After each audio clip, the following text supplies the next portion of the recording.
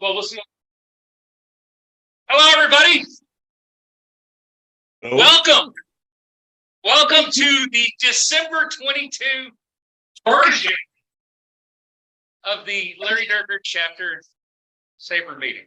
I am Joe Thompson, your chapter president. And I would just like to say happy holidays to all of you. Okay? All of you.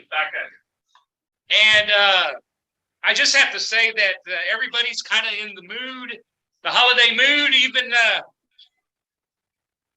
Keith? No, Kevin. See, I'm terrible name.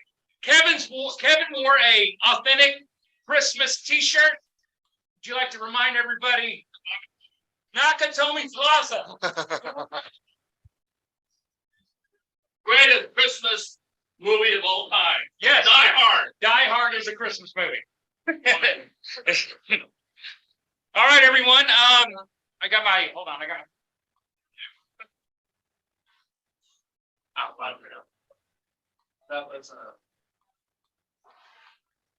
right, I'd just like to say welcome to our special guest, Tony, who's actually right here. Tony Adams.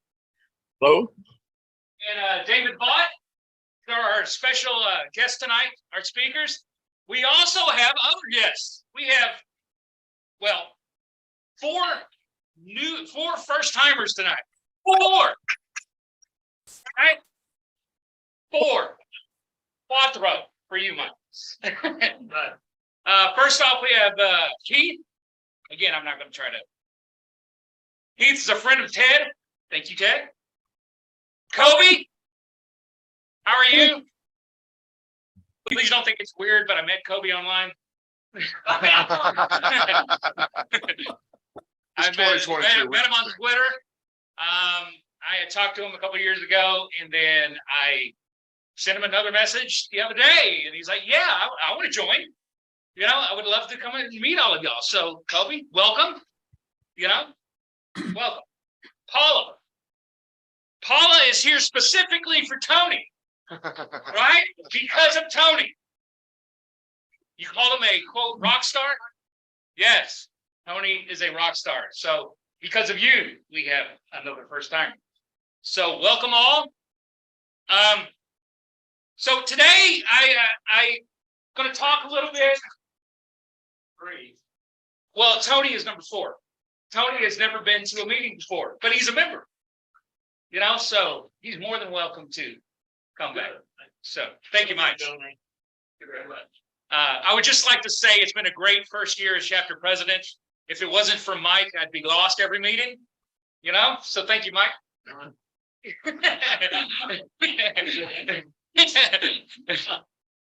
But all of you have made the transition from our president emeritus, Bob, to me. Y'all made it so much easier on me. So I'm looking forward to many more years. Standing in front of you, I guess. All right. I guess we could start off by saying, are the Astros done making moves? Are they done? No. Uncle Mike signed yesterday, right? Yes. Shouldn't we be done? No. Why should we spend $400 million on somebody like Judge, right? Or 300 and how many million for Carlos Correa? Anybody surprised by that? The Carlos Correa move? Tony? Why are you surprised by the Carlos Correa move? He's aging rapidly? Okay. All right. So you're saying he's going to opt out in a couple of 7 years? Lifetime 275, right? Will he not have a no trade clause? Yes. No opt out. Right. Thank you, Bob. On Saturday, we were talking about this contract. There is a no opt out. There is a no trade. So they got him for 13 years, I guess. Now, a lot of those, we're going to see in about 10 years, we're going to see all these teams are going to be thinking because they have the huge salary still there. They can't print no trade. All right. Yeah, exactly. I think we made trade for Brian Reynolds. We made trade for Brian Reynolds. Okay. I hope that would be something else. I work. Yeah, so do I. We have somebody in the room who has a little experience with MLB contracts. Cal, what do you think of all this money that's being thrown around? It's outrageous. It's outrageous. But what do we get? 2 billion now or something like that? Something crazy, man. So it is wild. Bill Brown is not on the call, but in case you don't know, Browning has a new book. It's his first jaunt into the world of baseball fiction. All right. So if you're looking for last minute Christmas gifts, check out Brownie's book. You know, here, I'll pass it around for you. Clinging for Glory. I have a lot of time to read. You see how far I've gotten into this? Okay, so. Also, if you're looking for another book for Christmas, there's a new book about Ken Caminetti. I don't know if y'all know that. It actually came out in May. It's called Playing Through the Pain. Ken Caminetti and the Steroids Confession That Changed Baseball Forever.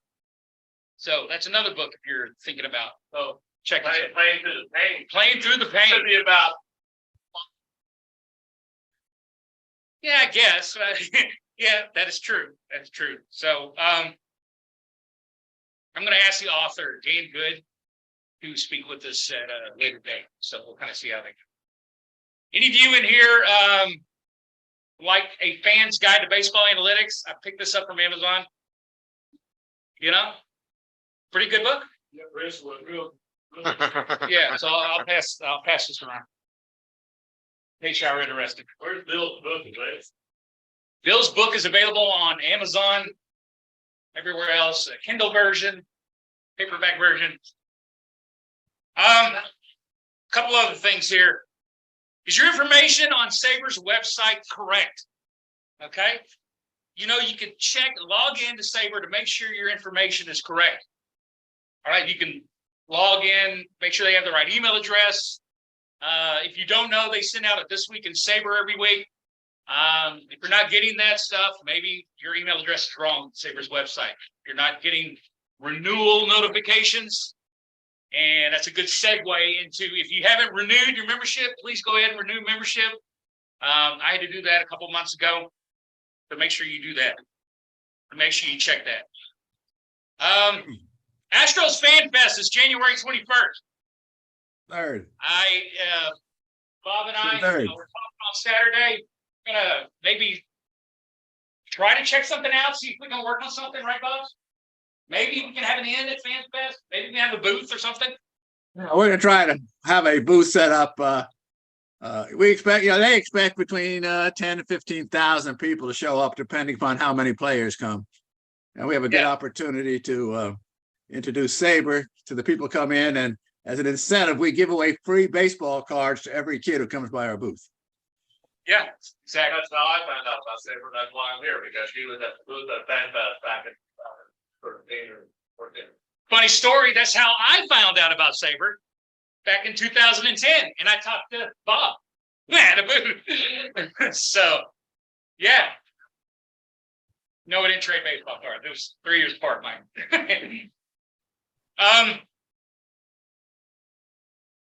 Any of y'all ever heard of the Savannah Bananas?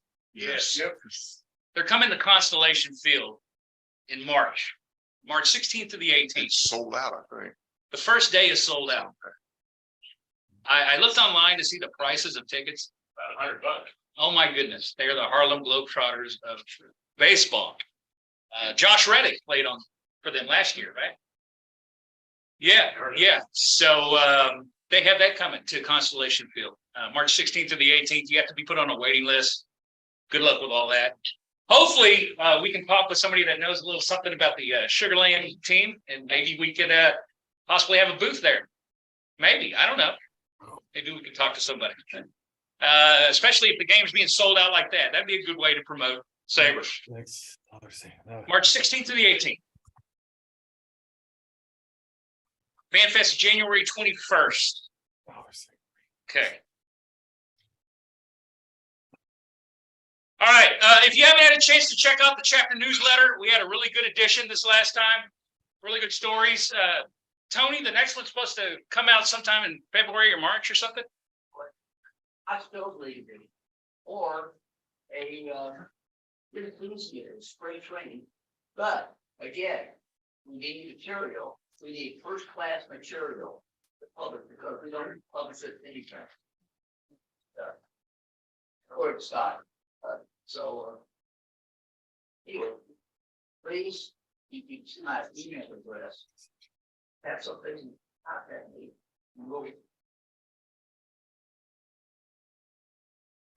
We don't really turn anything down. We went from first class to material, but we don't turn nothing down. They fix it in the end. Hold on, You know, listen. so hey, just send Tony something. Deadline's mid-January, so send Scott something, anything. Send Tony and Scott something. All right. So what's that? And one on Ken Cameron. There you go. Have something on Ken Caminiti. And that should come out sometime in the end of February. On Saturday, we had another meeting. Koby, you wanted to come, didn't get a chance to. That's fine. We'll have another Saturday session. I think I'm going to stick with this because, some people like it. I mean, there was only a few of us on Saturday. Patrick is not here tonight. One of our more recent members, he's on a trip up to his hometown, Rochester, I think.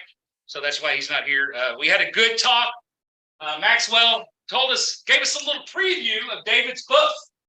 So, David, you will be able to give us more information about your book later. But Maxwell gave us a little preview of David's book. We also talked about the off-season moves.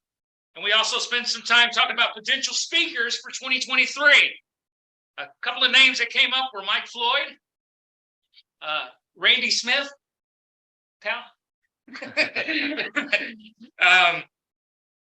former Astros GM Ed Wade. You said Bill Wood too, right, Bob? Didn't you say Bill Wood? Brian McTaggart and guy who wrote the Caminiti book.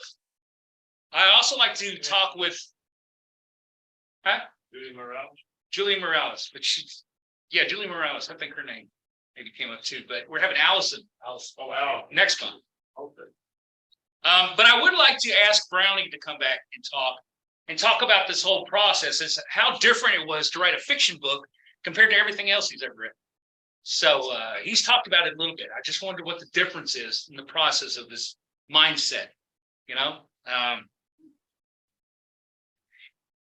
Maybe it's a game he always wanted to see Maybe it's a game he always wanted to see. Okay. or announce. Very quickly, anybody planning on going to the Rogers Hornsby winter meeting? It's January 7th. The first time they're doing it face-to-face in a couple of years. So that's what I hear. Okay, it's January 7th at Texas State. Gilbert Martinez, the chapter president over there, gave me some information. David, are you talking at that winter meeting?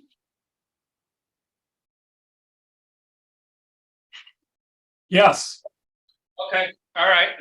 So I guess that answers because Gilbert told me that they're going to have an author of Gaylord Perry. And ironically, I guess we beat the Rogers Hornsby chapter.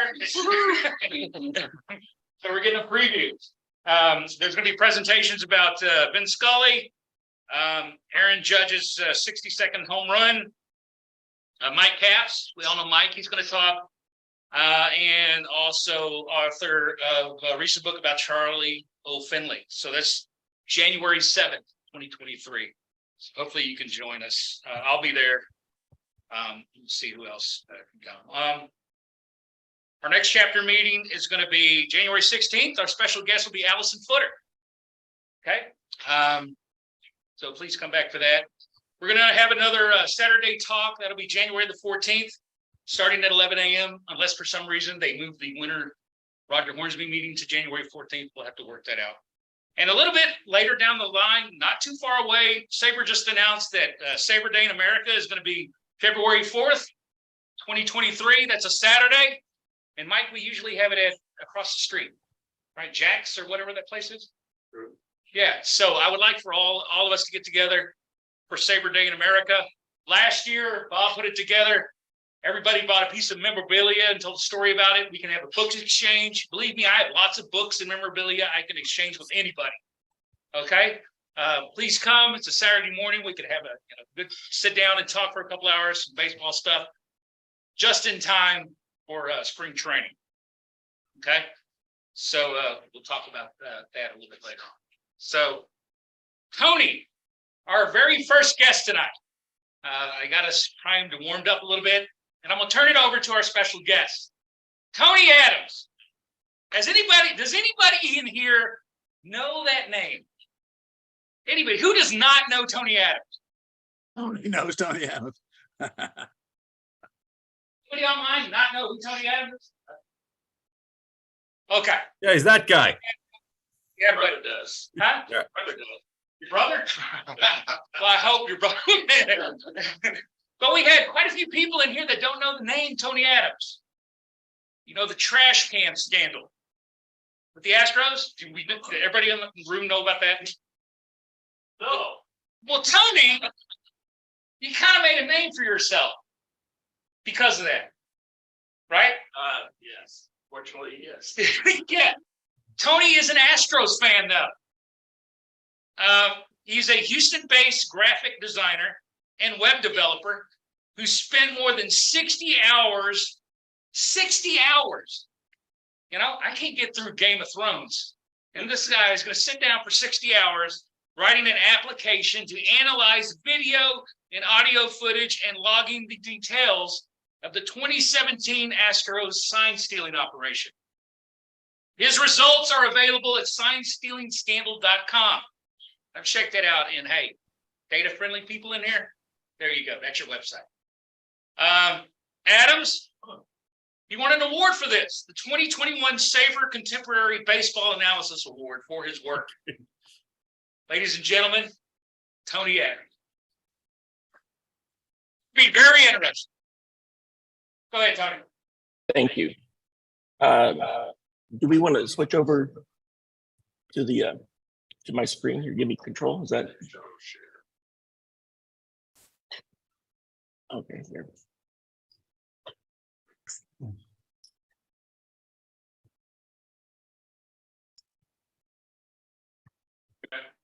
right, just give me a second here.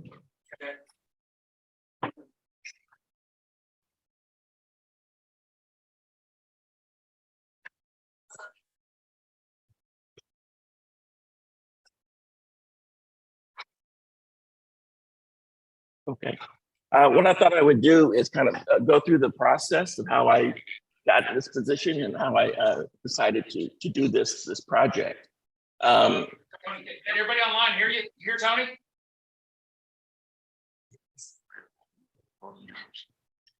Can everybody hear Tony? Get a couple of thumbs ups over here.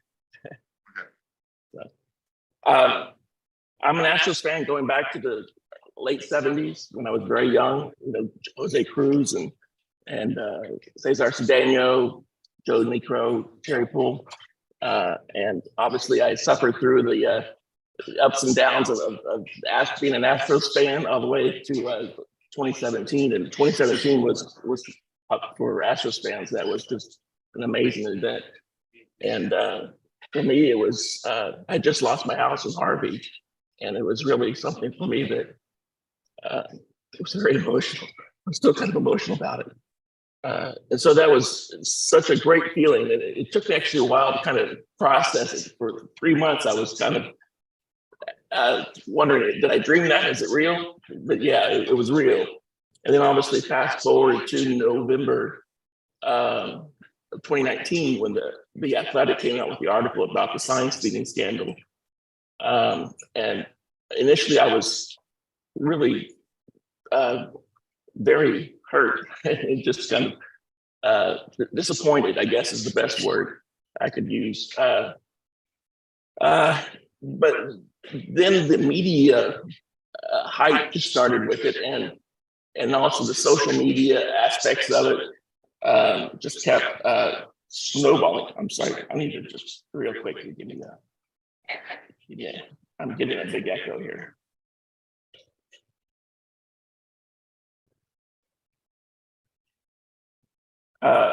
And there's so much misinformation out there. I remember one video looked at Game 6 or Game 5 of the 2017 World Series, and they were trying to log the charge whistles that they heard and say that those were signals for breaking balls. And they showed 5 pitches that had a charge whistle before it, and it was a breaking ball. When LA threw 190 pitches in that game, and they showed 5 pitches, try to say that the Astros were cheating using this charge whistle. And as Astros fans, you know that's the charge whistle. It may have been. I mean, you hear it all the time. And I believe somebody here was saying in Game 5 there was so much noise that you really couldn't hear yourself, you know, the person next to you, and think. And so that kind of that type of misinformation that was out there was really getting me very upset. You know, I was trying to figure out what's the truth of this. So I actually, what I did is I listened to Game 5, which is a 5-hour and 10-minute game, and logged every charge whistle I could hear. And there were over 40 charge whistles, and only 8 were before breaking balls for the Astros. So if you know, that was an example of how people could manipulate the situation and the data to show something that wasn't really true.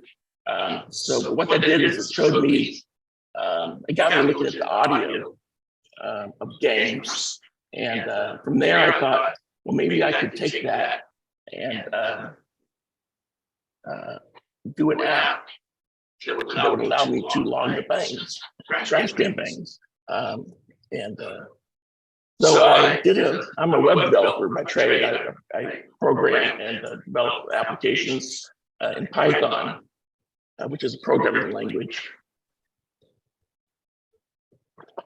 And so I started to write a web app that would allow me to model the data for a game and that bat, a player in a pitch, and also add other data that I could get from MLB. But I didn't want to listen to every game because that would be over 200 hours worth of games. It would have been fun to watch all the games again, but that's just not an efficient way to do this process. So as I was looking at the data that MLB provides, I noticed that each pitch had a timestamp. And I also had the videos of the full games on YouTube. So I could download those full videos.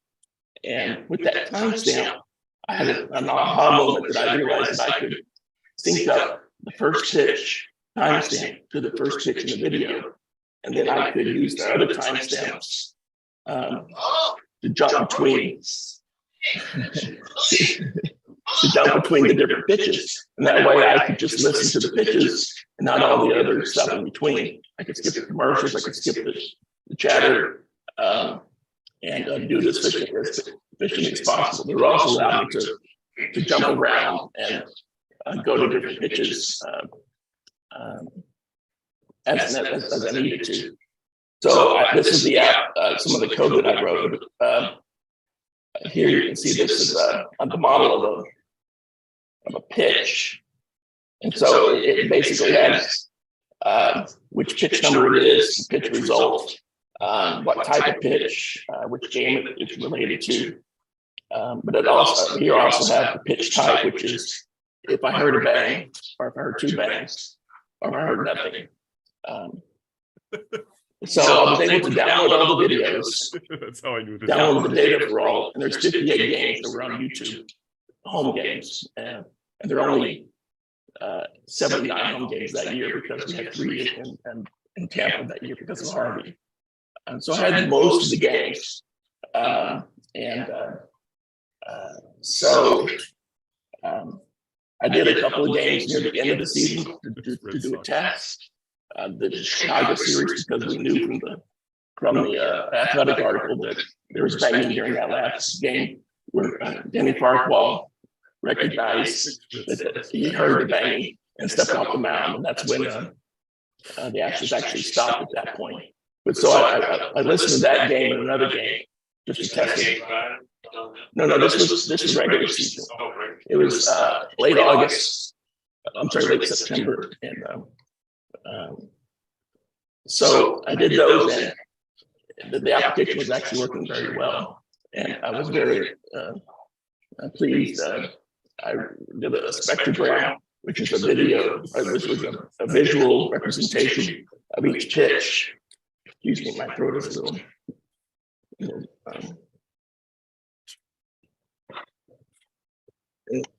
So the spectrogram I can show you here.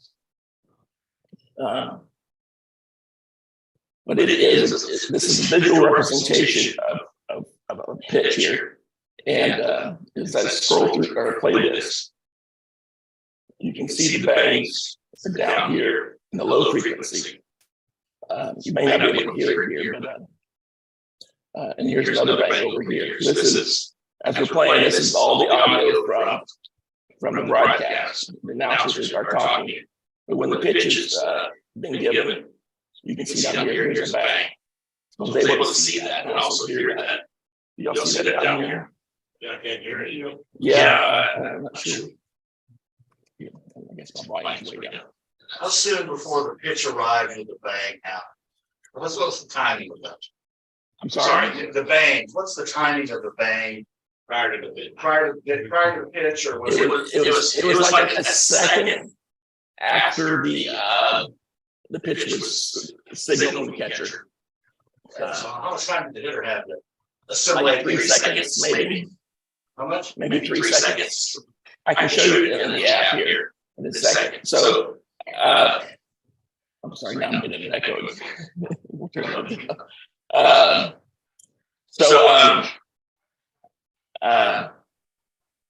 So I got the app running, and then I started on the process of going through each game.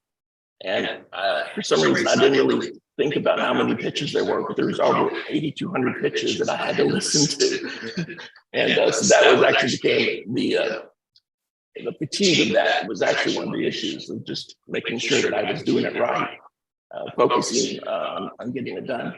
So let me show you that this is the front end of the app that I had. So this is all the games from home games from that year. And this, I've already processed this. So you can, this is the April 3rd game against the Mariners. If you look at, if I scroll down here, over here, you'll see a chart, a bar chart of all the different bangs for that particular game. You can see that earlier this season, nothing, but there are a few there. And what that is actually, it's basically statistical noise. If I heard something that could have been a trash can bang, I had to put it down. So I'm really afraid of, particularly being an Astros fan, if I didn't put everything down that could possibly be a trash can bang, so they would come up and say, well, you didn't log this one. So, and then they would try to validate all the data that I had. So these early ones are probably just somebody, hitting the cushion, or somebody dropped something. There's noises in the stadium all the time. So these early ones are almost certainly not real trash can bangs. But you can see here, it started in late May. That's when it really started.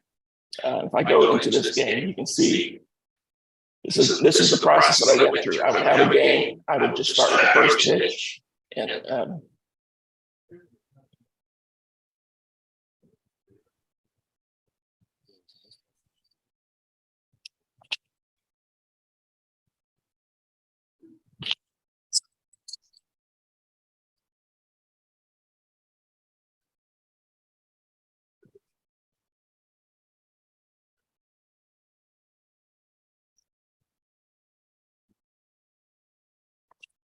Sorry, I wouldn't check this out. This is how it. Yeah, I'll enjoy your audio.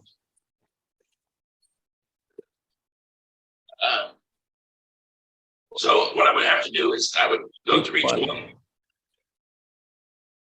And again, he's got full complement of pitches. He's got starter stuff. And he gets ahead of Springer. Well, if unfamiliar is an asset, I had headphones on. none of the hitters in the Astros lineup has ever played Alec Atkins. And if I heard a bang, But they've seen the film, I and would it's not the depart same. here. You know, that's why we'll see how he fares. Hopefully gets if I through the see lineup. one, I 2 or would say 3 update. lineup has ever faced Alec Ashley. You can see it jumps me right to the next pitch. I'm gonna stop this for a second so I can just explain it. So what the data, jump pitch to pitch. So it was extremely efficient. It's like 10 seconds for each pitch. If you're talking about 8,200 pitches, it ends up being about 40 hours or so. And I did go back and listen to some other, like when I found out that Altuve wasn't participating, I went back and listened to all of Altuve's pitches again, just to make sure that I was correct, because I knew that would be something that people were interested in. So, Is it very hard for you to detect the? no, On the home. I'll give you an example of one where there is one.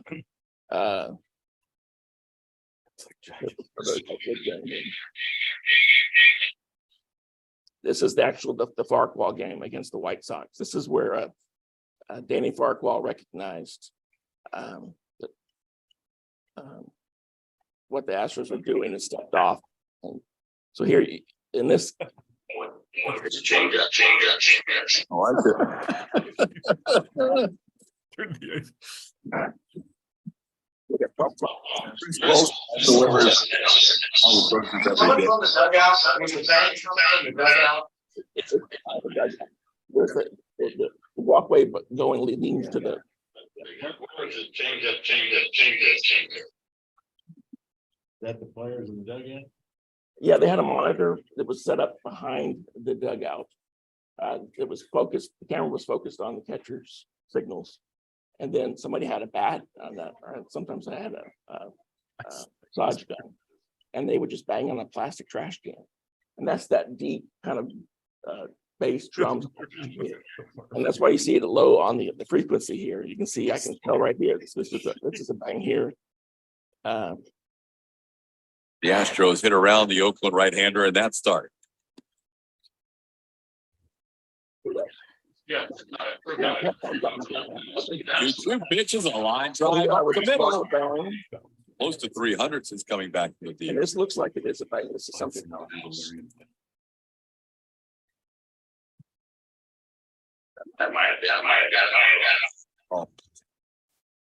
And here, this is a change up. And so there would be no bang. So this is my process. I have to do this 200 times. What were the banks? The last can has hit at least 20 in only 4 innings.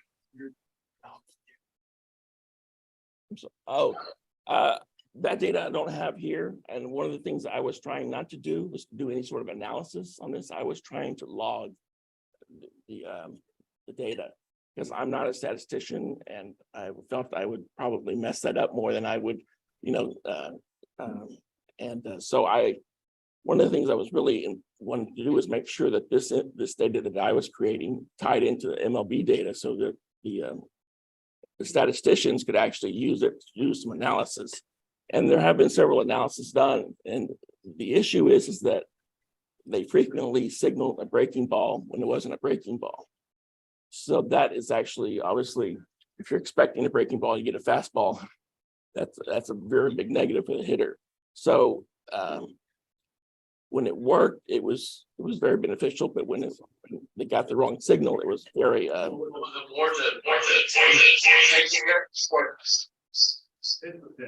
there any? I'm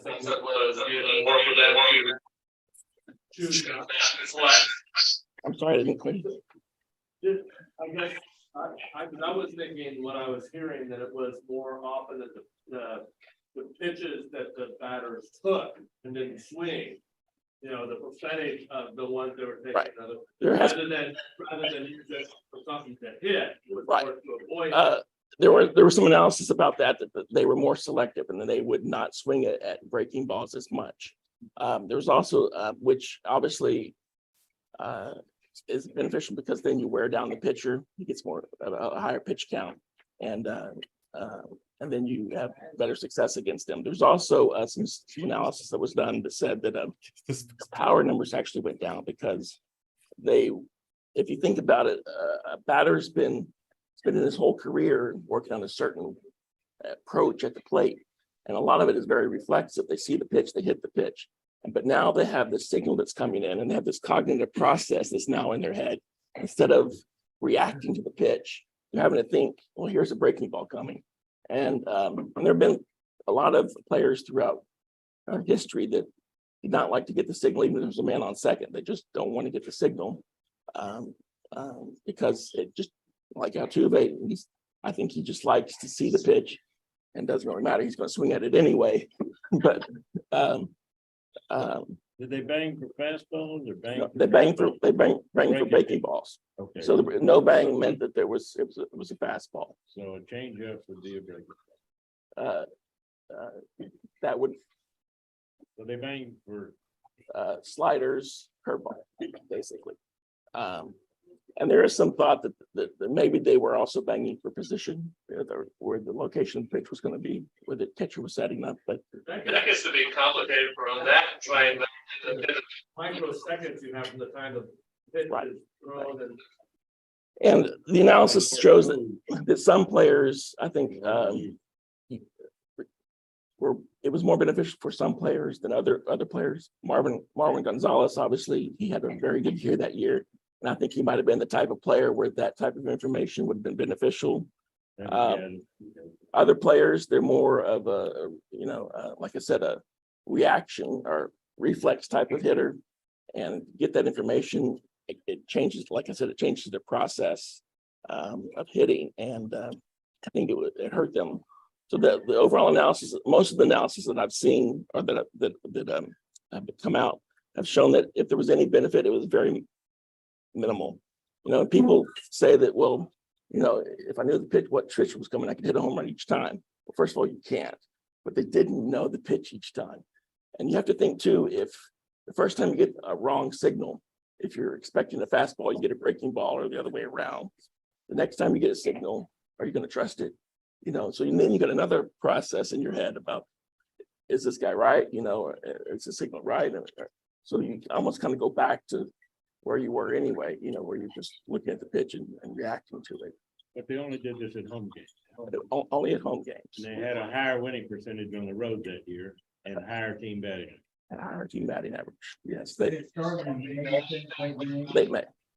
So, from a specific method, was there any kind of control on doing it like on away games or looking on other times to see, like when the opposing team was up, just to hear the sound the same way if you could,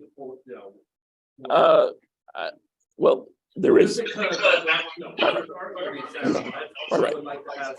Well, the control is earlier in the season where they hadn't started yet, and also the Farquhar game is the Chicago game in September 21st, where Danny Farquhar was a reliever for the Chicago White Sox, was pitching, and he noticed that when he was throwing a breaking ball, he would hear this bang, and so when the catcher signaled the breaking ball and he heard it, he stepped off.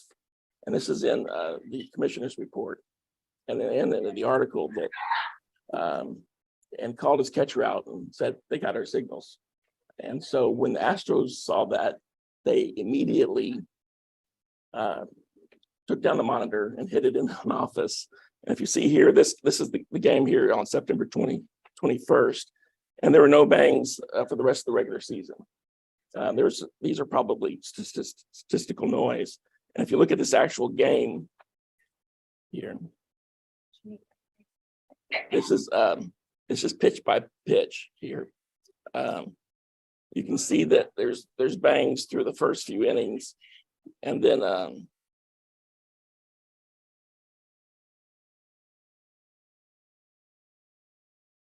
last few innings here. This is actually where it happened. You can see that there's a bang. This is Danny Farquhar against Evan Gattis. There's a bang here, and after this pitch is when.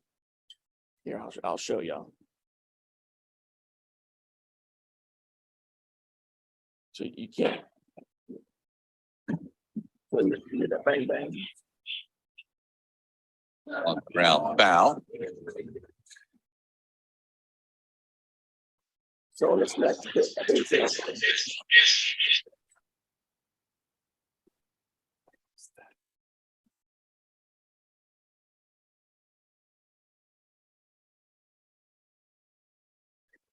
How often were the rice and fish?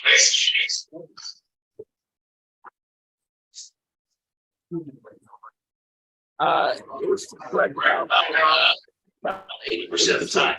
It's a little bit more than that.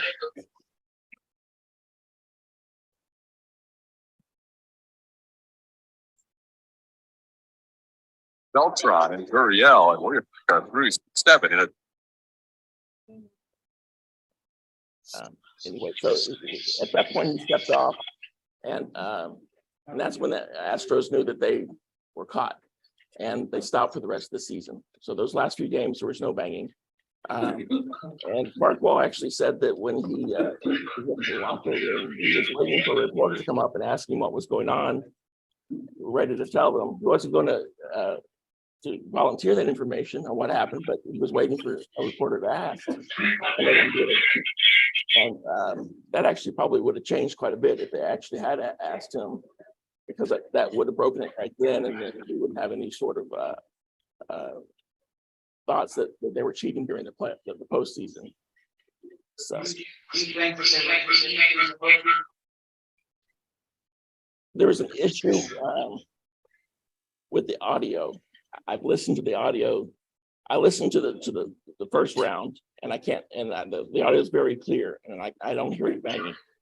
The ALCS against the Yankees, the audio gets a little bit worse, and I think it's because the noise is getting much greater from the crowd, and I think that the broadcast has to start filtering for that and clipping that, so I can't hear that low end that you're seeing there. And it's even worse for the World Series. It's just a bunch of static down there. So I can't say for sure. Correa said that the trash can was there and they tried it, but you got to think that an audio signal is flawed if when you get into the postseason and the crowd noise is so great, and you've been to Minute Maid when it's really noisy, it just seems like it wouldn't work. And then you'd also get more mistakes, or the batter is not quite hearing the signal correctly, and so I think they probably tried it and it wasn't effective, and they stopped. And if they did try it, it wasn't very often.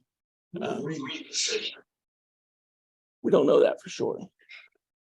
There's a lot about this that we really don't know.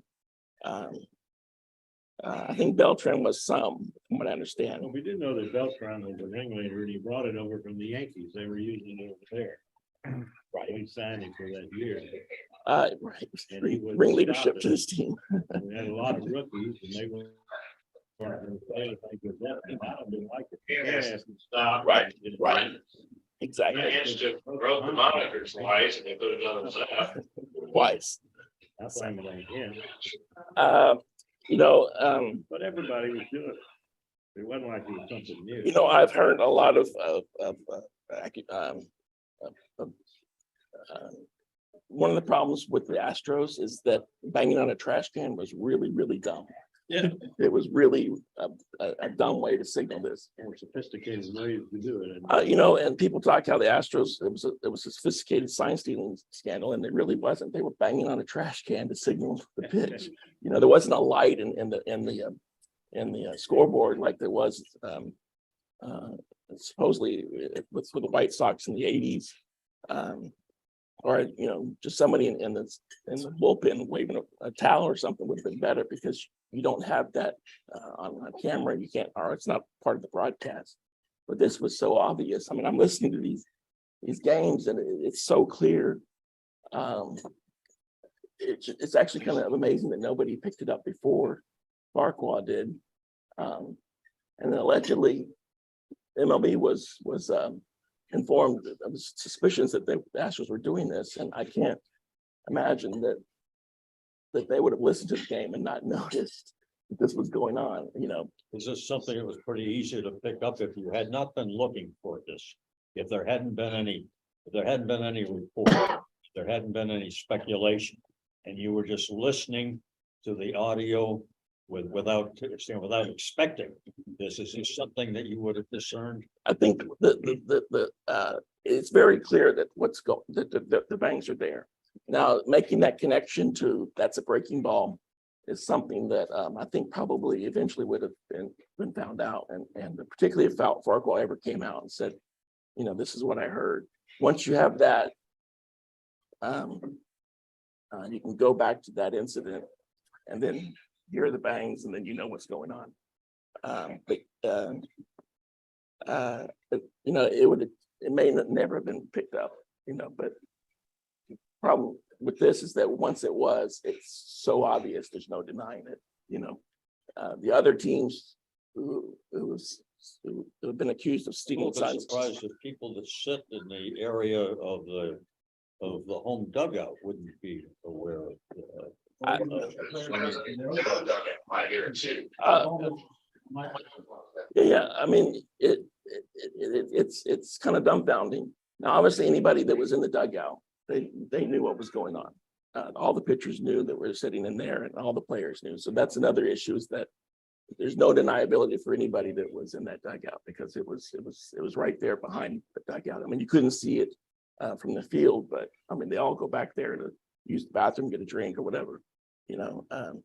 So they all knew what was going on. But, you know, again, I think it's hard to kind of hear that and then just kind of, you don't really think that that's actually what's going on. It's just kind of so outrageous that they were doing that you wouldn't make that connection. You wrote this on social media. Yeah.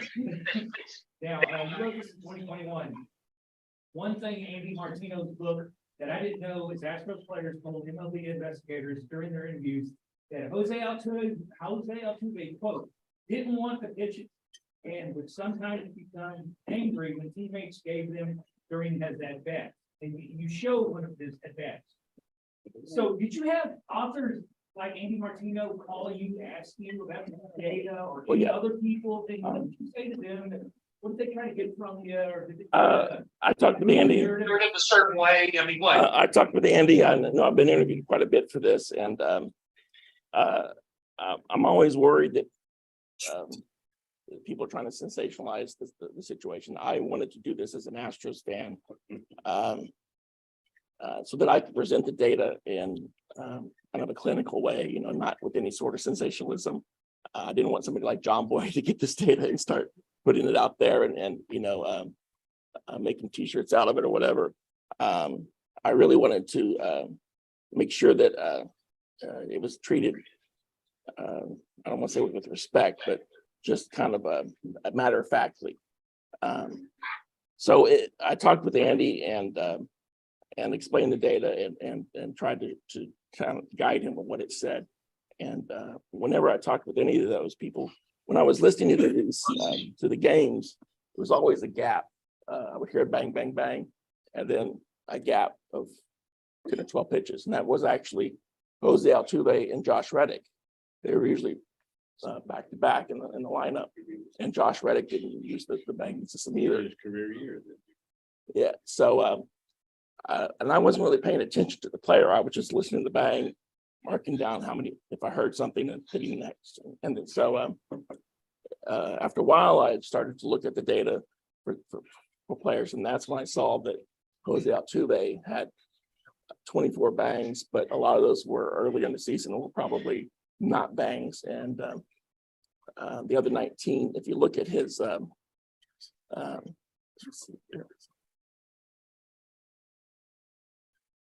Correa interview, they said Jose tried it for like 4 games and then he quit. He didn't want it anymore. Here. It'll probably be early that he didn't. Yeah, if you look at the actual thing, I'm getting there. What's going on here? Let me restart this here real quick. So I guess my question is, what do you think about people who basically label Altuve as the ultimate villain of the whole thing? I mean, what do you think about that kind of thing? In your opinion, I don't like it. He didn't cheat. Okay, he did not cheat. And it angers me that he's become the poster child of this because, you know, he's such a great guy. And to sit there and when everyone else is doing it and not do it, that I think speaks kind of to his character. Again, you know, like with the buzzer thing with John Boy, all that stuff, it's extremely infuriating to me because we all know what kind of a character he is, and Who was that? Jose Altuve, John Boyd? John Boy. John Boy Media. He's the one who started the buzzer. John Boy. Then he hit the one off Chapman and they ripped his jersey off. His teammates did to show there's no buzzer. That was cool. Have you tried to look at other teams, listen to the same data for the Yankees or Dodgers? I have, and I haven't found anything. And again, they probably did not use an audio signal. If they were doing it, they would use the visual signal. Well, the Apple Watch was usually with the runner on second. And that's another thing. If you look at the games, particularly game 5, Correa had talked about this in his interview with Ken Rosenthal. There's a lot of the big plays. There was a man on second, and if there's a man on second, the pitching team the visiting team is changing the signals a lot more. So they don't really, there were no bangs during that period, and it's harder to pick up on the signals because you don't have the pattern. Friday. I haven't heard any. I Friday. can't say for sure. So when Jeff Fisher's on second Friday. in game 5, Right. Bregman does. Right. You would not hear a bang even in the regular season because the signals are being changed so frequently. Despite all of that. Right. Was there any carryover to 28? In 2018, they weren't banging on the trash can, but they were still decoding signals in real time and then relaying those to a runner on second, which is still technically, I mean, it is illegal, but it's on a different level. It's not the same as a real time signal here. Let me show you here. So this is the actual website that I created. If we go to Jose Altuve's at bats with bangs. So here is one. You can see that the green bars are breaking pitches, which it should be signaled if they were using the system. You see here that the sinker is not signaled, but the one right after it is, and the pitch after that should be signaled. I'm sorry, that should not be signaled. The should bang is, then the other 3 should bangs, these change ups and the slider. There's no signal there. There's no banging there. So it's usually the first pitch, first breaking ball in his at bat that's signaled, which goes back to what Correa was saying, that they would often make mistakes and Altuve would get upset about it. I think That's nice. camera focused on the catcher's mitt and his crotch looking for the signal. So is the green the banging or the non-green the banging? Here, let me show you. The dark red is here. This red here is a bang. Oh, that's the bang. Right. So if it's green, if it's dark green, that means it should have banged. There should be a bang. It's a breaking ball, and there was. If there is a light green, it means it was a non-breaking ball, and there was no bang. So here there should be a bang, but there was no bang. So you can see here, this is a good example. The first breaking ball was signaled, but the rest of them weren't. And if you come down here, you can see just going through all of his at bats. Yeah, they don't fit the pattern of the other players. If I go back through and let's take a look at Marwin Gonzalez. I don't mean to pick on him, but he had the most bangs. He also got a big contract out of all this. So. I was surprised when I went and looked at that from George. Yeah, that was very disappointing. He was what? He had a lot. He participated. So here you can see this is a good at bat here. All these are fastballs, and there should not be a bang, and there was no bang. The last 3 pitches are all breaking balls, which should be signaled, and they were signaled. And you can see the one right after it, and the at bat. He struck out anyway. So you can see that this looks completely different from what we saw with Altuve. Altuve's, it was usually the first breaking ball, then nothing. The video that you said frequently, there's 3 or 4 videos where he gets a signal, and even before the pitch hits, the catcher catches the pitch, Altuve's staring at the dugout. Glaring into the dugout. You know, it's like, really? And you never see that type of emotion from Altuve. He's obviously mad. He's just glaring right at the dugout and walking away and taking about 10 seconds to collect himself. And so it seems very clear to me that he didn't want to participate. And when they did mistakenly bang during his at-bats, he would get mad. Okay. So each player is here. You can see this is, if you see all green, I mean, that player is getting all the signals right, and they're participating fully in this. And also Josh Reddick was another player that didn't participate. But here, this shows how many correct bangs they got for the whole season. And you can see that Marwin Gonzalez got 30 correct bangs, 30%, I'm sorry. So 30% of the breaking balls were correctly signaled to him for the season. So 70%? 30%, well, no. There was either they hadn't started yet, or it was a fastball. So 30% is what? 30% of his total pitches he saw. He had 445 pitches that should have been signaled breaking balls, and he had 136 that were correct. So now you have to look at it as again, they weren't doing it the whole season. They were only doing about it. That's really a much smaller percentage than I thought they were doing. You'd think they were doing 70-80% of the pitches the way everybody carries on. The reality is that it started in Thought he was pulling a George Brett. late May and ended in late September. It was maybe 40 games, and that's not a lot. It's still obviously it's wrong, but if you think about like somebody using sticky stuff, they're doing that every game, home and away, and every pitch, and it's never wrong. It's always working. Gary Cole made a lot of money off it. So here's Josh Reddick down here too. So you can see this is all of his at bats, and you don't see the same pattern that you saw with Marwin Gonzalez. So, but again, the studies that have shown that it was a benefit when the signals were correct, but it was a big negative when they were wrong. So it ended up kind of being a wash. How about Gaddis in South Hawaii? Triple A, right? Yeah, just you triple. Yeah, 11 triples and 11 for his career. So you can see here early in the season, you don't see any. As we scroll down, you'll start to see.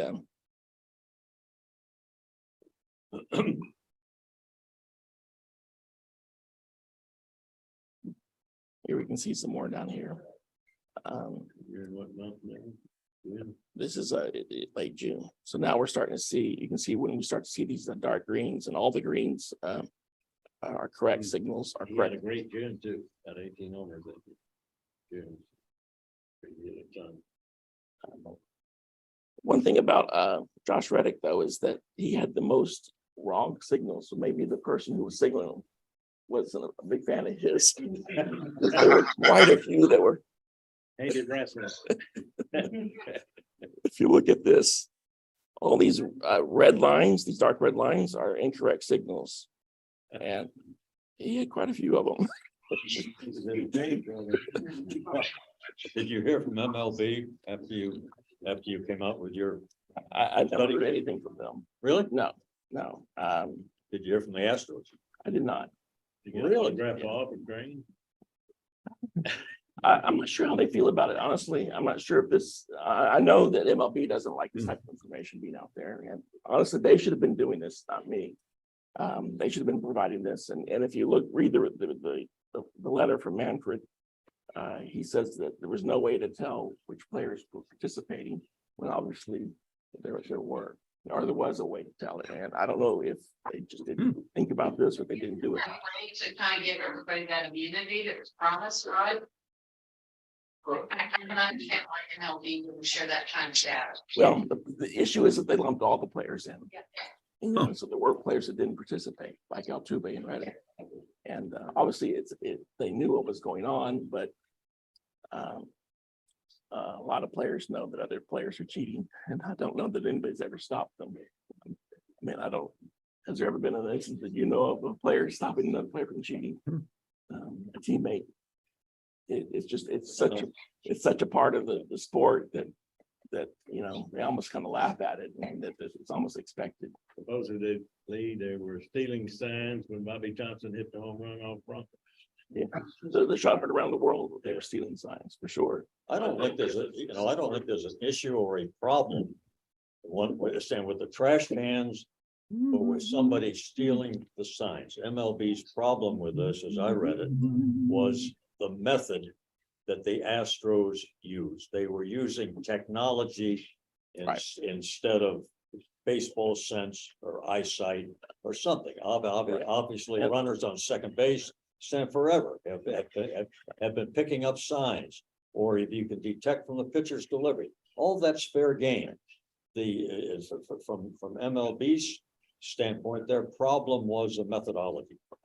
Also, after the Apple Watch, right, the memo from the Apple with the Red Sox and the Apple Watch, the memo went out, and all teams were supposed to stop, and the Astros didn't stop.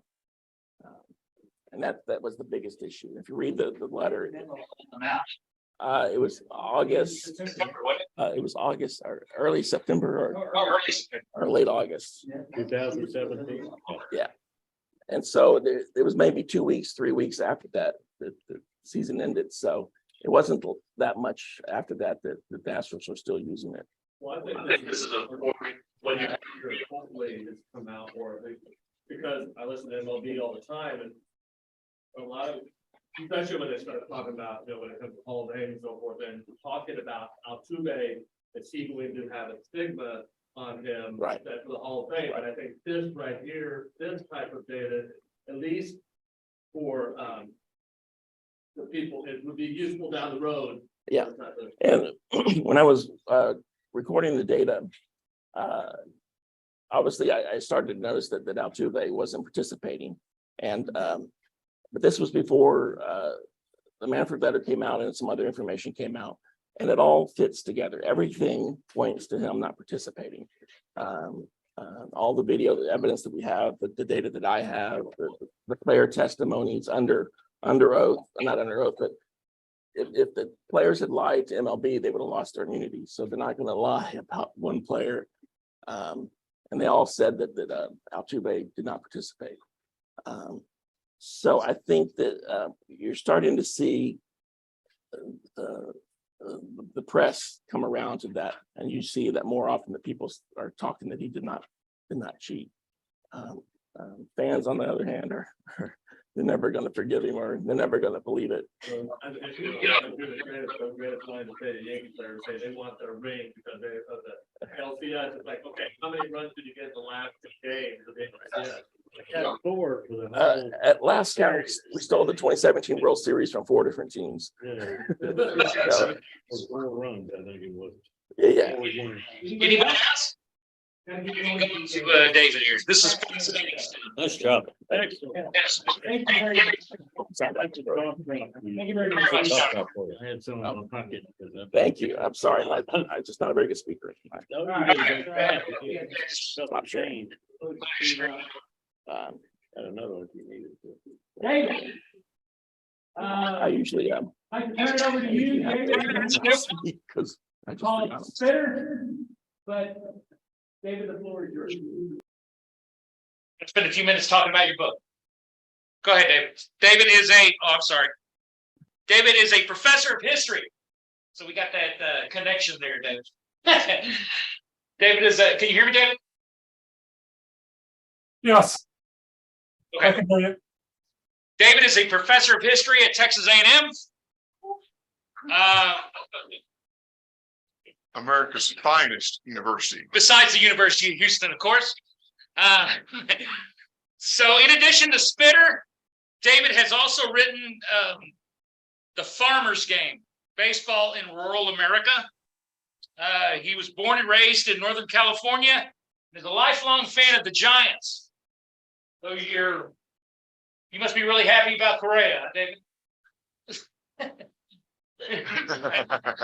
But since his arrival to Texas in '97, he has been cheering for the Astros.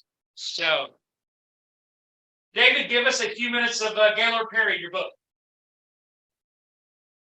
Okay, thank you, Joe. Can you hear me? Yes. So the book was a real labor of love for me. So thanks very much for letting me share with you a bit. So the top blurb on the back of the book comes from George Will, and it ends, "Read the first paragraph of this crackerjack book and you will be hooked." So I'm going to start, I'd be a fool otherwise, I'm going to start by reading you that paragraph. And in fact, the first two paragraphs, because they lay out the book's central theme and narrative arc, and will give you a taste of it. Then I'll elaborate a bit before taking your questions. And of course, this is actually related to Tony's subject. Anyway, Gaylord Jackson Perry threw a spitter for the first but hardly the last time in his career on the night of May 31st, 1964, before a record Shea Stadium crowd of 57,037. The circumstances were dire.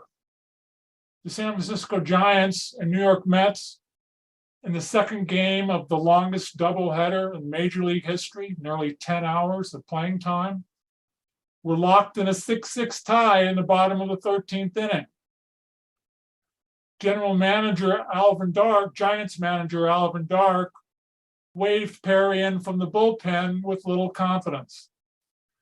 He was the 11th pitcher on the Giants' 11-man pitching staff and the only option left, except for Bob Henley, who was supposed to start the next day. With 6 years in and out of the minors, an ordinary fastball, an inconsistent curve, and an earned run average of 4.77 and just 7 appearances so far that year, the 25-year-old Perry had every reason to believe that his career hung in the balance. So too did his catcher, Tom Haller, who, upon greeting Perry on the mound after 2 shaky innings, said simply, "Gaylord, it's time to try it out." They both knew what he meant. Under the tutelage of teammate Bob Shaw and Giants minor league pitching coach Frank Schellenbach, Perry had been diligently working on his special and illegal pitch for over a year. How to load it up, how big a load the ball would carry, where to drop the load, how to grip the ball, how to release it, how to control it, and how to hide it from the umpires and the entire opposing team. "We're not high school boys anymore," Shaw told him in no uncertain terms. "Hitters are taking the bread out of your mouth." Bread had always been an issue for Perry. The son of a tobacco sharecropper in eastern North Carolina, Perry learned to survive by whatever means necessary. As he came of age in the 1940s and 1950s, tobacco farming remained pre-modern, unmechanized, labor-intensive, and poverty-stricken. The Perry family's yearly routine demanded hard, unrelenting work, and afforded few pleasures, baseball chief among them. Throughout his major league career, Perry would again learn to survive by whatever means necessary. In this game, he said in a rare moment of candor, in this game, you got to do what it takes. If it takes being mean, you be mean. If it takes brushing a hitter back, you brush him back. If it takes being wet, you moisten up. And sure enough, with his spitter splashing in Haller's mitt, Perry pitched 10 scoreless innings of relief to beat the Mets that night, finished the 1964 season with 12 victories as a starter, and went on to become one of the premier pitchers of his generation. Perry returned to his farming roots and Southern way of life even before retiring from the game in 1983. But this time, his survival skills met with disaster. Overextended and deeply in debt, he could not prevent his 410-acre farm from failing in 1986 during the decade's devastating agricultural crisis. Baseball had offered Perry an outlet for the tensions of rural life and a means of translating a core set of values into action. But prosperity on the farm, he learned, depended on a much crueler reality. It rested not just on hard work, determination, and resiliency, but on favorable market conditions, over which, unlike the spitter, he had no control. So, my hope is that readers will get to know up close and personal a life rich in human interest and a personality of considerable complexity. Before, during, and after his career in baseball, Perry cleaved to the values and approach to life instilled in him as a tenant boy's farmer's boy. Outspoken, cocky, and intensely loyal, he was also moody, impulsive with money, and inclined to be surly.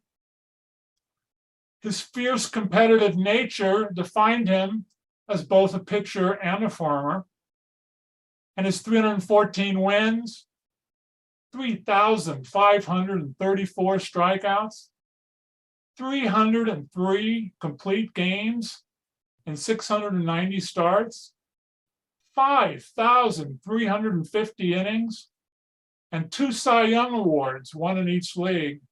All of that propelled him into the National Baseball Hall of Fame. It was a spitter, even more so, that made Perry famous, or infamous, depending on one's perspective.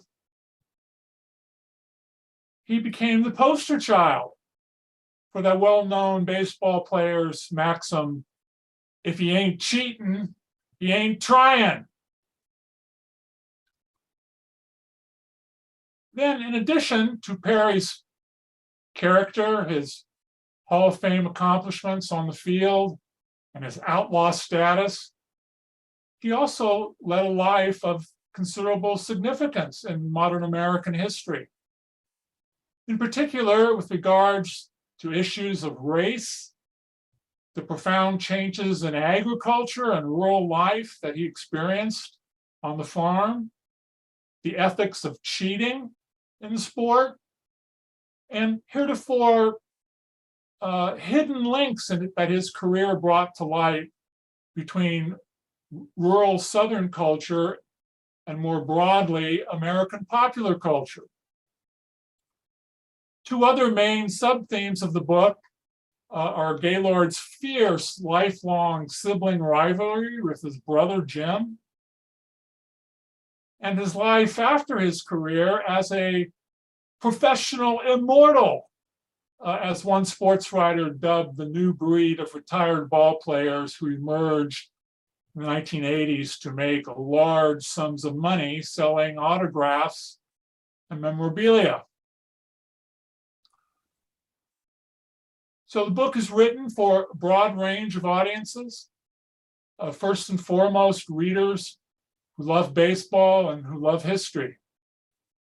Those with a passion for the game who are not scared off by historical arguments or footnotes. In other words, folks just like you all. So I'd be glad now to field whatever questions you might have.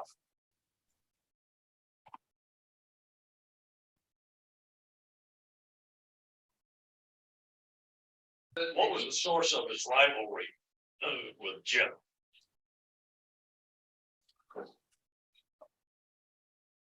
Well, the childhood really, these were really poor people. The primary reason they had children because their children would grow up to be laborers on the farm. Jim was 3 years older than Gaylord, so both Jim and Gaylord took on adult responsibilities on the farm as soon as they turned 7 years old. So Jim was the favored one from almost the get-go by his parents and especially his father. Jim was better looking. He was smarter. He was much more practical in his approach to life and much more successful right away.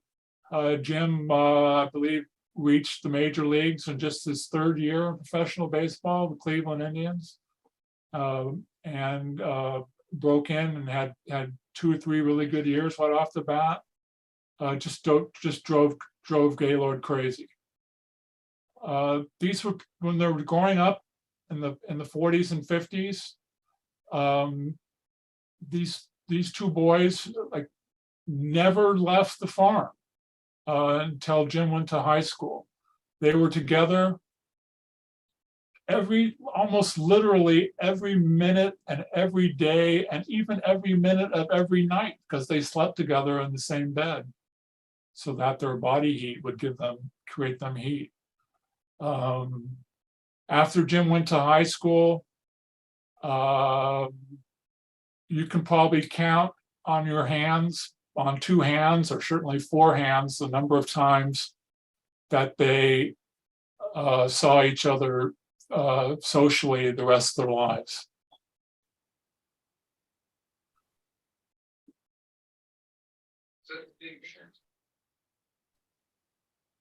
You got a question?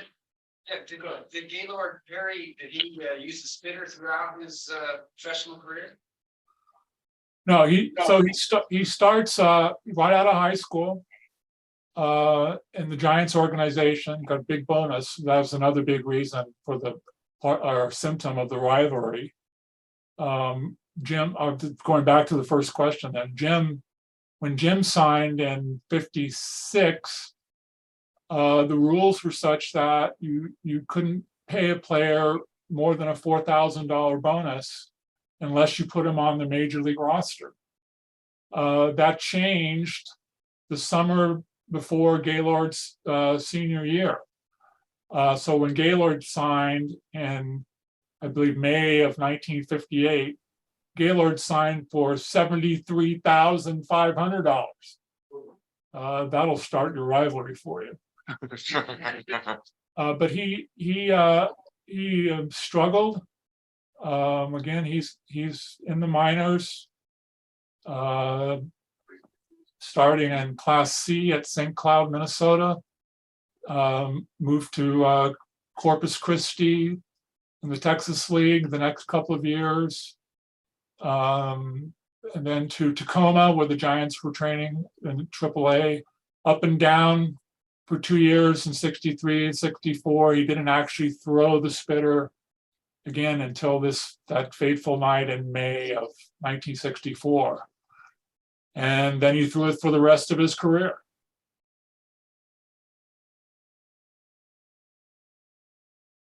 Maxwell. Maxwell, yeah.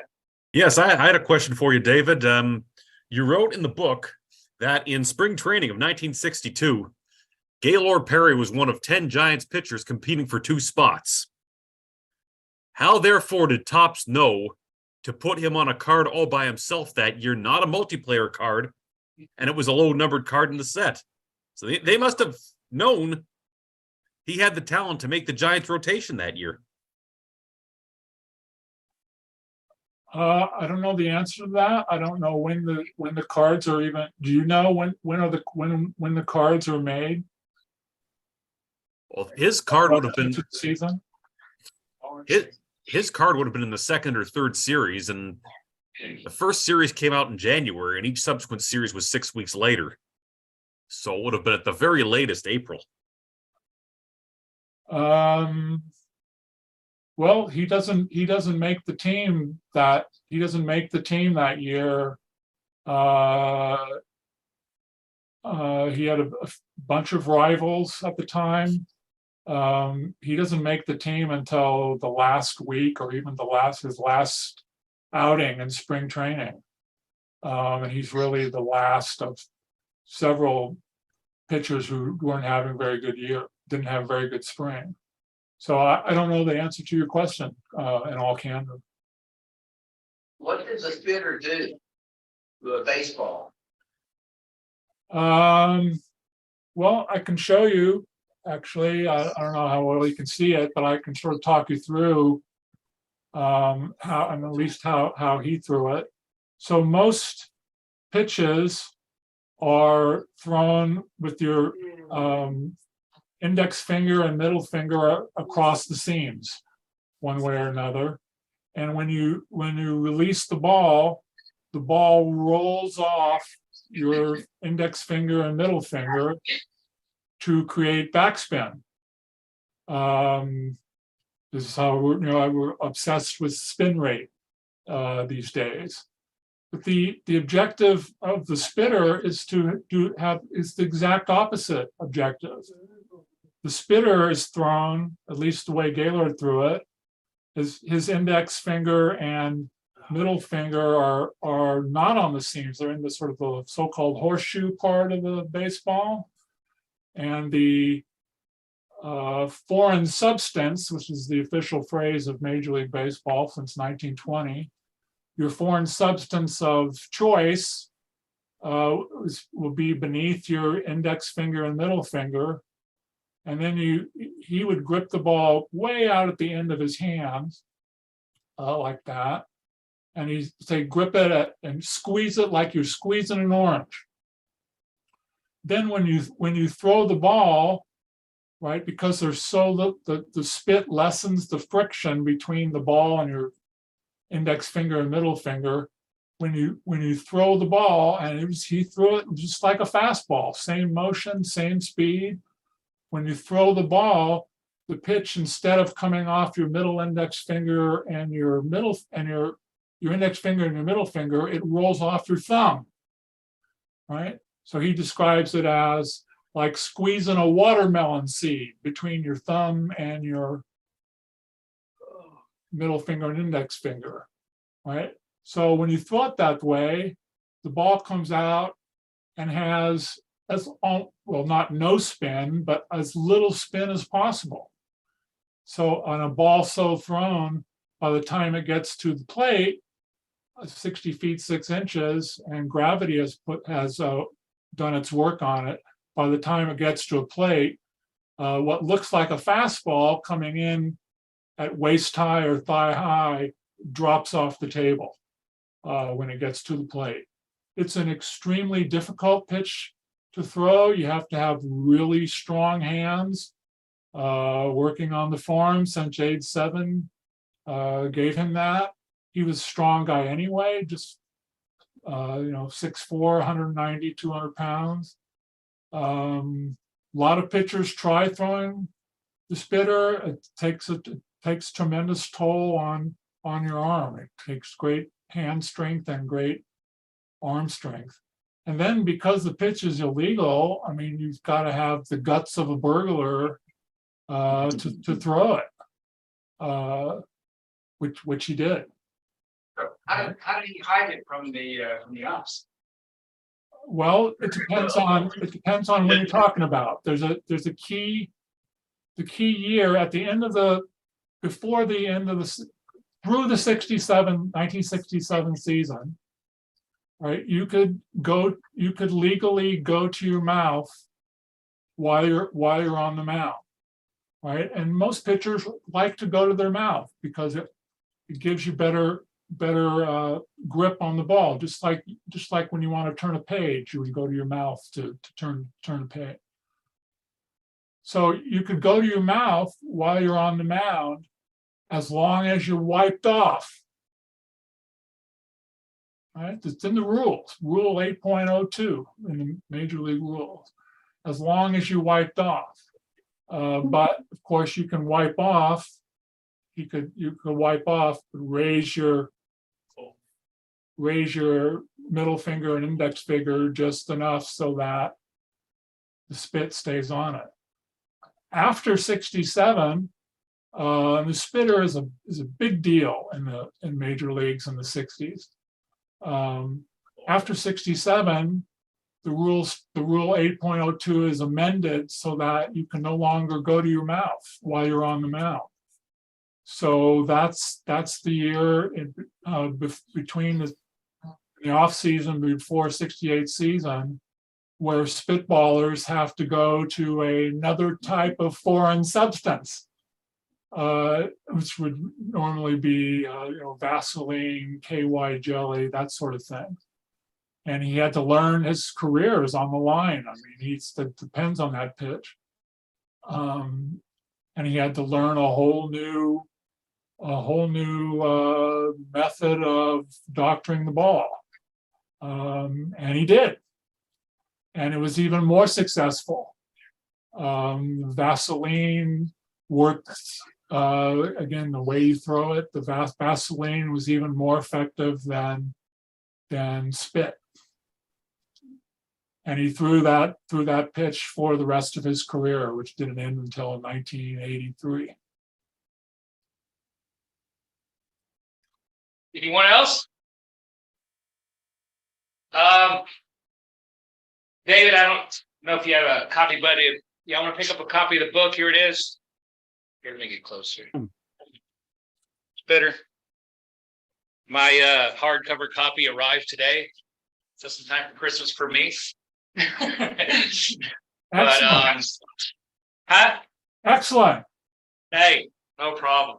When I come up to A&M, maybe I'll get you to autograph it for me. Anyone else got a question for David? All right. Thank you, David. Thank you very much. You're welcome. Thank you.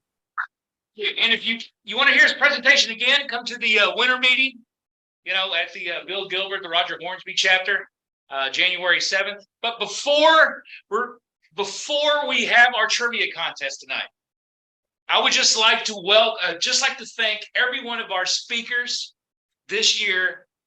Gave me a great first year's chapter president. I'm going to name them off. Terry Poole last month, Dan Taylor, if you remember, Chris Rawls from September, David Krell, Arlene Lassen, Ted Meyer right here, Gasper Gonzalez, Mike Rotnoy, Mike Capps, Astros play-by-play announcer Robert Ford, Mike Acosta, not you, Mike, Bill Boudreau, and tonight, of course, Tony Adams and David Vaught. Been a great 2022. This is why all you first-timers should come back. All right, all these great speakers. On deck for January is Alyson Footer. So we are having a trivia contest, courtesy of Tal and Mike, right? Right. Those of you online, if you want to stay on for that. If not, happy holidays. I'll see you again in the middle of January, but let's have our trivia contest, Mike. Thank you again. No more ethics. What? Yes, we've had 2 topics of cheating, so I don't want any of you guys just carrying on the theme on trivia contest. But you are allowed to team up. Groups of That's 2 about or the same, 3 or right? more. Yeah, that's how televising. No, just regular question. No, it has a theme. I just wanted to say I didn't get the pleasure of meeting Gaylord Perry at a Giants reunion in 2003. Autographed a ball for me and I shook his hand and then I looked at my hand and it was dry. So he was a pretty nice guy.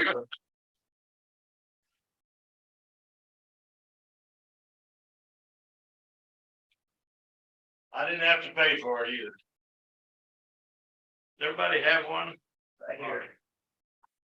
Mike, you gonna read these out for people I'm online? gonna read or you them want me out, to? for those who don't have it, and Tal's gonna do the answer. All right. So, we had a very unusual World Series. So you can at least look at it. I'll look at it, but it. In fact, I'm the same way. Don't worry about it. as to the fact that we had a no-hitter pitched in the World Series for the first time since 1956. Not only that, but it was a combined no-hitter. And it was the second combined no-hitter that the Astros had thrown that year. So that gave me an idea for a theme. And I called up Tal, and the next day he called me and he had this whole quiz written. Very efficient, very. You know the answer then. What's that? By the way, I was gonna ask you while I'm up here, do you want to try to put together a SABR thing for the bananas? Do I want to try to put something together? Seems very Inside with the sugar one. difficult to guess. Squat. But people in this room probably. I don't know. Y'all never heard of them. I just recently heard about them, like when last year. First game was sold out and everybody's on a wait list for the rest of the game. And it is like the Globetrotters. Yeah. It's not really a baseball game. A guy bought a minor league team and they just put on a show. And they have different rules, like you have to run to first base backwards or just stuff like, and they do tricks with the bats and. As the owner says, it's baseball specifically for the fan. Yeah, That's what he said. Specifically for the fan. you're a baseball purist, you won't like it, but if you want to go out, see the Harlem Globetrotters or the Marx Brothers or the Three Stooges, yeah, you'll like it. Playing baseball. All right, here's the quiz. Number 1, on June 11th, 2003. The Houston Astros set a major league record by using 6 pitchers in a no-hit win over the New York Yankees in New York. Name the Houston pitchers.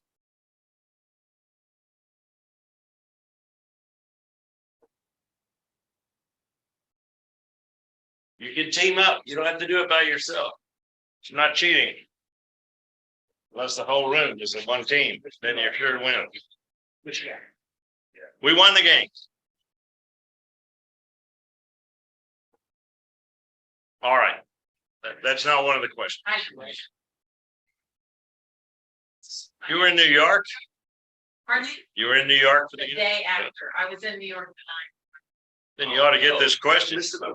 Okay, on June 25th of this past season, Astros repeated this by no-hitting the Yankees again in New York, which was the first no-hitter pitched against the Yankees since they did it in 2003. This time they only needed 3 pitchers. Name those 3 pitchers. 1 point each, or 3 points. So I got a theme going here.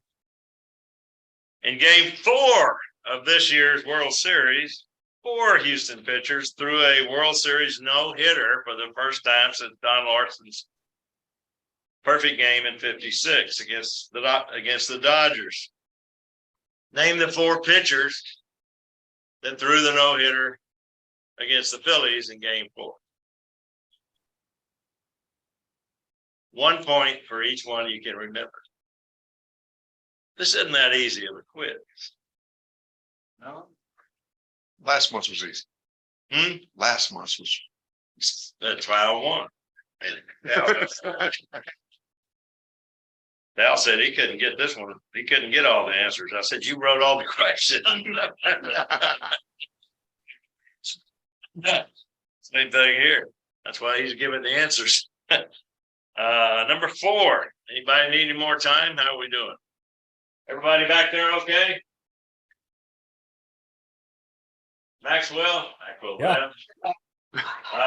Maxwell's already finished the quiz, Oh, right? you already finished the question. You beat over my. Okay. I'm still working on the 6 no-hitter pitchers from 2003. Yeah. 4 Houston pitchers pitched another combined. Give you all a break on this one. No hitter in 2019 against Seattle. They used 5 pitchers. And I don't recall another team having as many combined no hitters as Houston has pitched. 2 of the winning pitchers that pitched for the Astros were making their pitching debuts for Houston. They've been acquired in a trade, and that was their first game. They both came from the same team. So name either one of the 2 pitchers or the team we got them from for 1 point.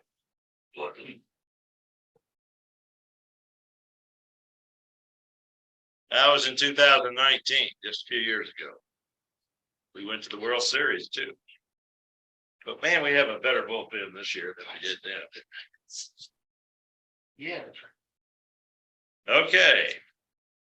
There are 6 pitchers in Major League history who have pitched 2 no-hitters in one season. Complete games. Name each of the 6 for 1 point each. Total of 6 points. And one of the 6 threw his second no-hitter of the season in the playoffs. So it was a postseason no-hitter. The other 5 were regular season no-hitters.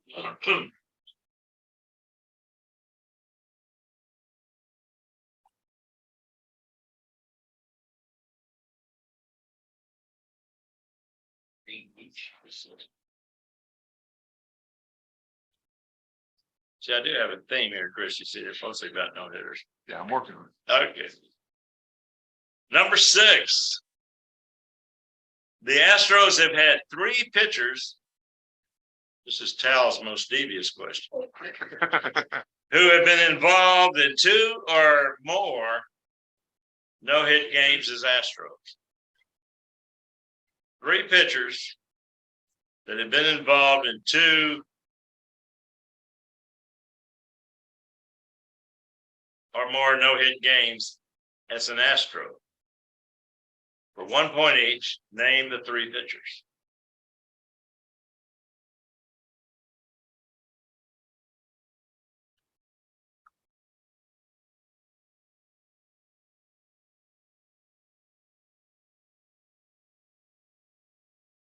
Next one's another Tal Smith question he Googled. 15 Astro pitchers have pitched complete game no-hitters. How many are left-handers? And name them. If you get the answer right, you get 2. This is why.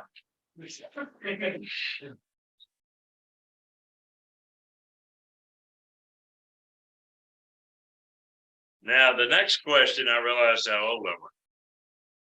Because this was big news when it happened. Some of you weren't even born. In 1970, Preston Gomez, while managing the Padres, made big news by pulling a pitcher who had a no-hitter in progress. This was just unheard of at the time and was big news. A few years later, in 1974, while managing the Astros, he did it again, pulling a pitcher with a no-hitter in progress. Now, each pitcher was losing at the time, having given up a run, but name each of the 2 pitchers for 1 point each that Preston Gomez.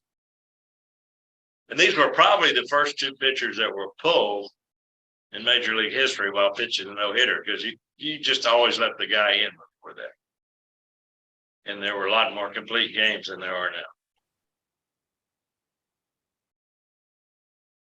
And in all fairness, one of them I never heard of.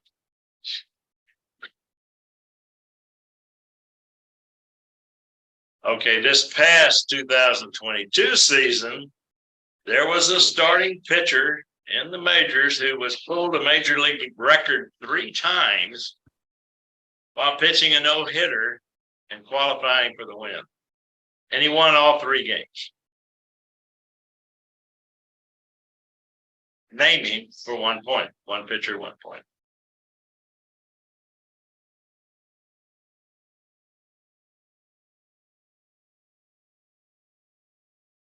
Now keep it up with me. Bob, you awake? Yeah. All right. Now we're going to a little history. Harvey Haddix, lefty, famously pitched 12 perfect innings against the Braves in 1959 before losing in the 13th. Who broke up the no-hitter with the game-winning hit? And who was the winning pitcher? Very famous game. Lots of baseball cards about it.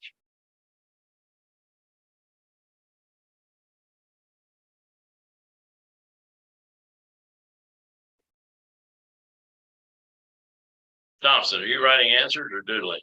Because you're the only one writing. I'm beyond that. Okay. Everybody remembers Don Larson's perfect game, 2-0.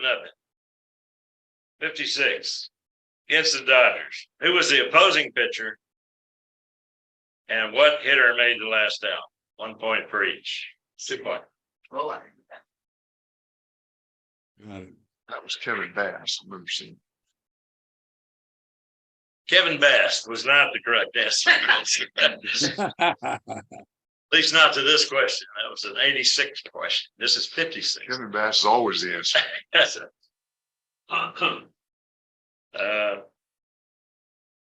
Number 12. There are 5 pitchers in modern Major League Baseball history who have pitched 3 or more no-hitters.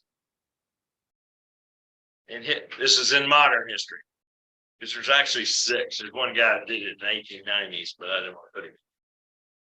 For 1 point each, name the 5 pitchers who have pitched 3 or more no-hitters. Yes, Nolan Ryan is one of them.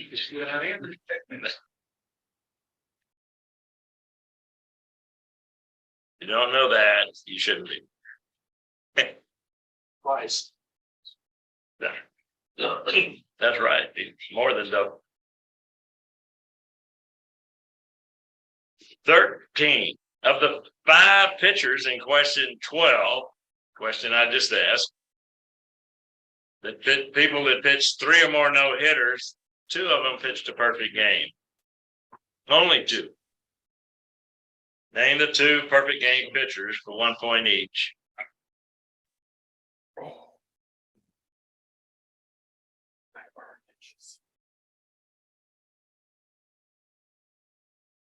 All right, now we're into local history.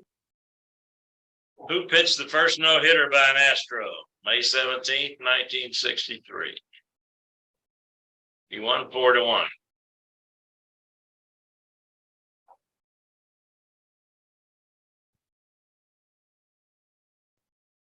Number 15. What Astro pitcher was the losing pitcher in his only no-hitter on April 23rd, 1964? Runner reached on an error by the pitcher and scored the winning run. He lost 1-0. It was Pete Rose that scored the run.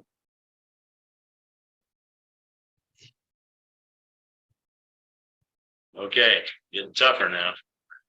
What Astro pitcher threw a no-hitter to clinch a finish? In what year? 1 point for each, the year and the pitcher. All right. Final question. What Astro pitcher threw a no-hitter resulting in free beer for all the fans in the park? 1 point. How many beers were served? But you were responsible for the last 3 or 4 of them. Those are your questions. Yeah, I had 4 beers. Didn't get up to the eighth inning. He drank the most beers, the guy that. Anyone want any of the questions repeated? Anybody need a question repeated? Mike asked. I think we're ready, Mike. Well, then Tal's here with the answers. All right. Okay, I'm gonna sit though while I get the answers so I can refer to my answer sheet. Question number one, the Astros combined no hitter 2003, 6 pitchers. Anybody want to start with the answers? Oswalt. Oswalt was a starter, that's right. Joe Tell, Pete Monroe, somebody said that he was a second pitcher. Joe Tell was in there. Joe Tell was next to last. Wagner was in there. Wagner, Lidge. Wagner finished up. Lidge, probably. Lidge pitched. He was the 4th pitcher. You're missing the 3rd one. Kirk Saarloos. Oh, that's. You can forget him. That's not ever know. Was Lidge one of them or not? Yes, he was. Like that. There were Oswalt, Monroe, Saarloos, Lidge, Totel, and Wagner. Question number 2, the combined no-hitter in June of this year. 3 pitchers. Who was the starter? Javier was the starter. Was Maris? Maris was the second pitcher. Impressive. And Presley finished up. Right. Well done. Look at Joe. Only 2 I got right except for that last. Question number 3. The combined no-hitter in the World Series this year. 4 pitchers. Who started? Javier. Javier again, right. Garcia. Who followed him? Said Garcia. Brian Abreu. Abreu was right. Yes. Followed again by Montero. Montero is correct and finished up. Presley, right. Very good, Greg. That deal. The 4th one, the combined no-hitter in 2019 against Seattle.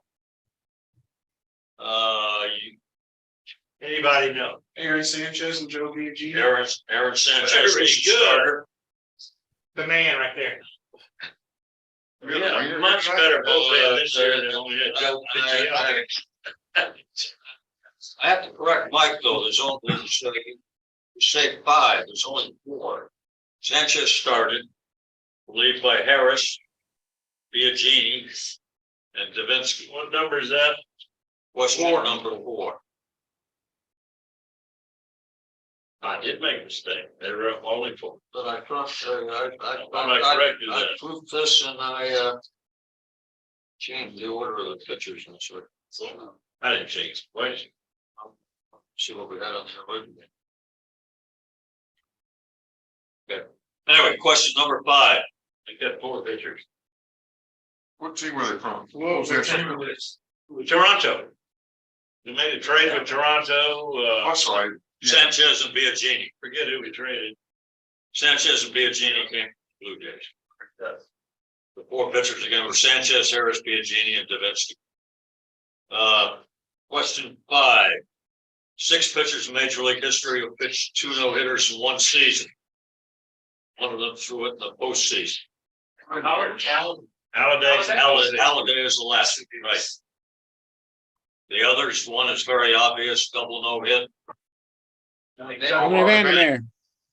It's who else? Larry Reynolds. Who? Larry Reynolds. No. Who said Bob Feller? That, isn't that right? No. No. I'm wrong. No. Johnny Vandermeer. Allie got that. Reynolds. Allie Reynolds. Virgil Fire Trucks. Yeah. Nolan Ryan. And Max Scherzer. And Halladay. Again, Vandermeer, Reynolds, Trucks, Ryan, Scherzer, Halladay. Trucks was 5-12 that year with 2 no-hits.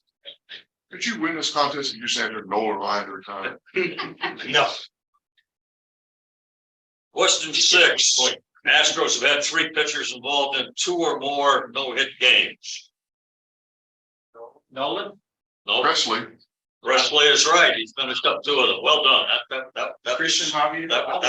Javier's right here. Javier's the other one. Who's the first one? Don Wilson. Don Wilson. Right, man. Don Wilson, Javier, Presley. Ryan only pitched one for the S. That's right. Yeah. Good job coming up with, you said good job coming up with Presley. That was sort of a trick. Devious. 15 Astro pitchers have pitched complete game no hitters. Who are the left-handers? How many of them? One. One. None.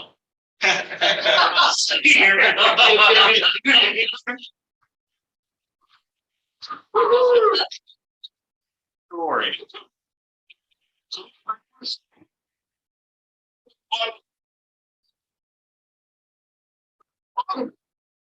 Zero. Two.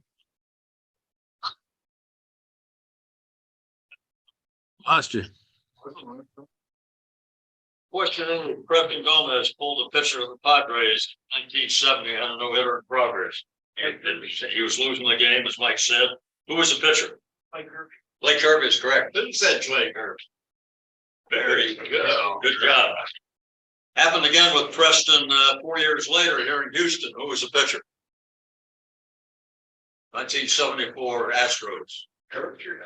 Don Wilson. Oh, so he could have had 3 no-hitters. Preston Bully. But everybody got 2 points. Got Wes Wilson. That's good.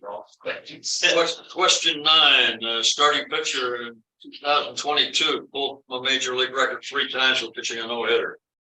Verlander. Yeah. But 5 innings, 6 innings, and 5 innings. Good job.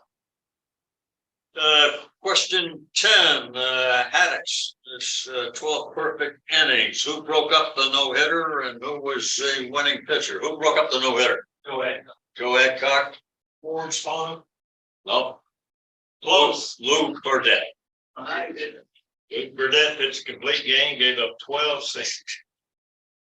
And Joe Adcock should have had a grand slam home run. Yeah. Bases loaded. So Aaron and It's 3-run now when he ran Nesson. yeah, Aaron passed the guy who scored. Aaron in the dugout, he passed Aaron. Okay. Yeah. Larson's perfect game. Who was the opposing pitcher? Langley. Magley is correct. Good job. And who was the last out? Dale Mitchell. This pinch hitter. Dale Mitchell. 5 pitchers in modern league history have pitched 3 or more no-hitters.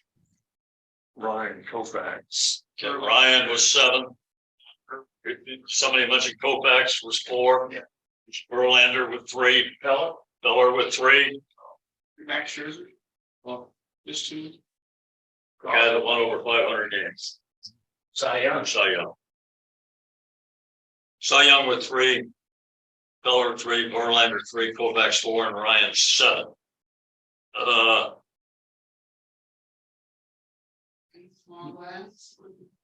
Of those 5, 2 of them pitched perfect games. Koufax is 1. Cy Young. Cy Young. Cy Young and Koufax.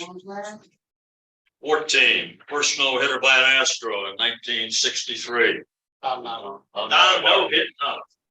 Good job. Next question, 15. The losing pitcher and the only no-hitter. Ken Johnson, correct. What Astro pitcher threw a no-hitter to clinch a pennant and in what year? 86. Right. 86. I said 86. Okay. What Astro pitcher threw a no-hitter resulting in 3 beers? That'd be Dierker. And how many beers? Too many. Not enough is the correct answer. Give me that point. Okay, Mike says there's a total of 45 possible points. How many got 45? How many got 10? 15. 16, 20, 25. Whoa, we're back in the 20s. 21. Joe. 22. We got 3-way touch. 22. 22. 23. And 24. 25, right there. 25. 25. Anybody else with 25? You win. And you Hold know on. you win. Pat on the back. No,